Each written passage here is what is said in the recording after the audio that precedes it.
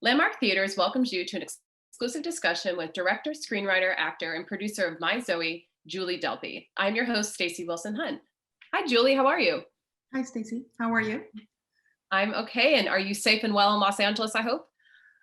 I guess so. I mean, I've been home. I rarely leave the house, but you never know. You could end up catching it anyway, apparently. Well, please stay safe, and we're happy to see you. And obviously people listening to us right now have not seen the film yet, so no major spoilers. But the film is an incredible intermingling of genres. It's about grief, it's about science, it's about ethics.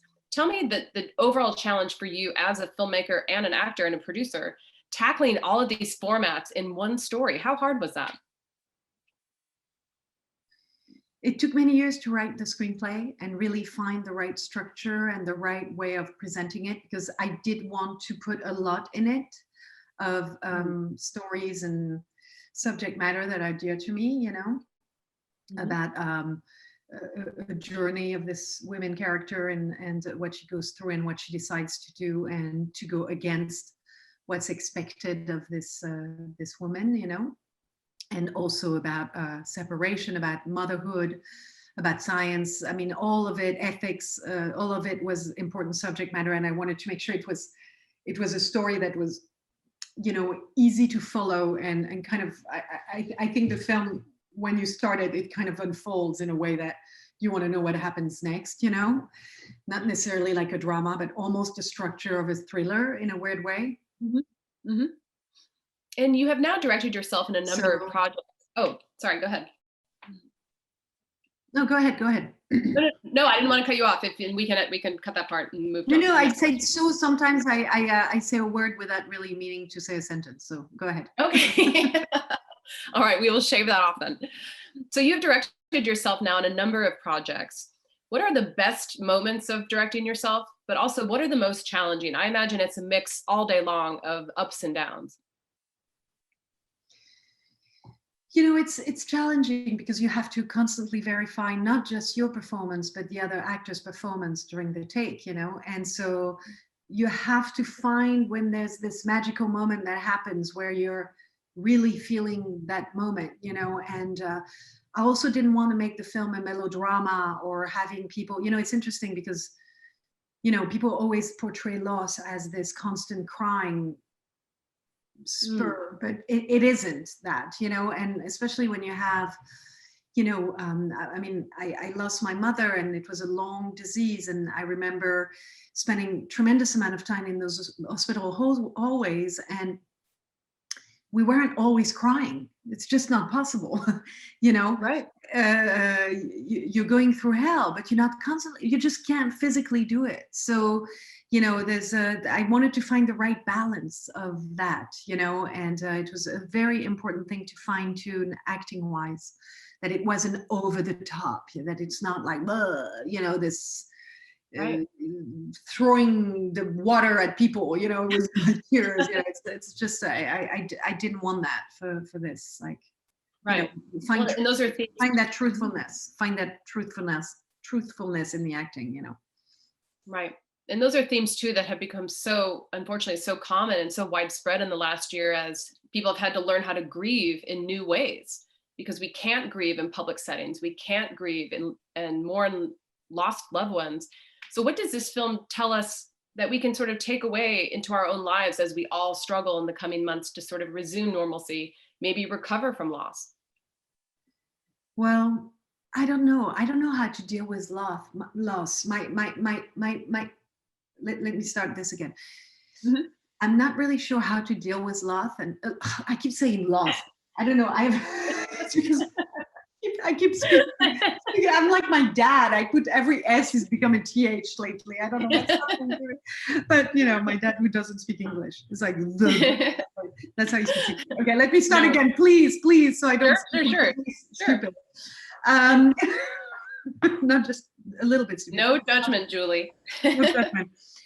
No, loss is something that's very complicated, and everyone deals with it their own way, and the tragedy that's happening right now is beyond what everyone could have imagined. I mean, I don't know how I would deal with the loss of a parent right now if I can't even see them and visit them and nurture them before they go.